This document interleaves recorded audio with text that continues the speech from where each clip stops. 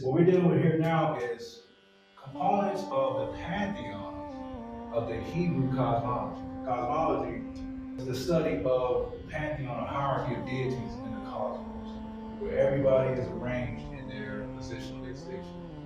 So we're studying cosmology to help us understand our anatomy of our body, and then the physiology of our organs and how we can reach life. So when you study the tree of life, which this is what this basically is, when you study the 10 Sephiroth and the 7 in the books of Enoch, you'll see that at the very top of the tree of life is the point of union of all of the Sephiroth, and it's the supreme place of the one supreme deity.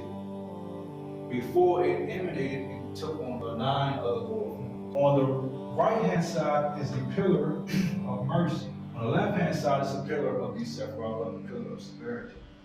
The middle pillar is called the pillar of balance.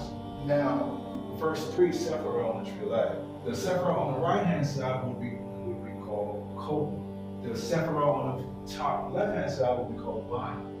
So you have Keter, which is Ein Sof, the supreme. The Jews and the Hebrews called that being Ahaya, Asher Ahaya. In English would mean I am that I am, meaning it's the supreme consciousness reflecting on his own self-awareness, which we can summarize as the goal of everything that we teach.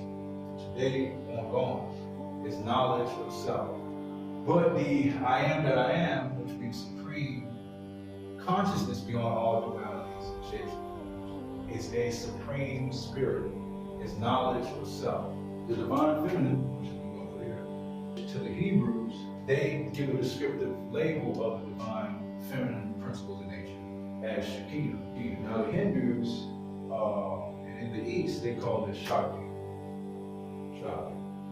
The Shekinah in the Hebrew tradition would be Shakti. That's the spirit rising up and down this tree. Well, the serpent in India is called Kundalini, the Kundalini serpent or dragon. Etymological root. So you see we have Shakti and Shekinah, Nagas and Akash. All of these concepts are universal. Originally it was a universal spiritual system before we had a dogmatic distinction in religious war between one culture with the other. But the truth is, the initiated and those in the esoteric traditions, we were always one brotherhood, one sisterhood, and always had the same mysteries. Basically, the mystery is nothing but simple as education. That was the mystery, was education.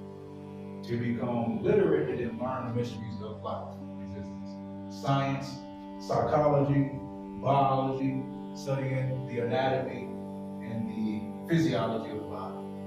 To study the cosmos, the cosmology, is knowledge of self.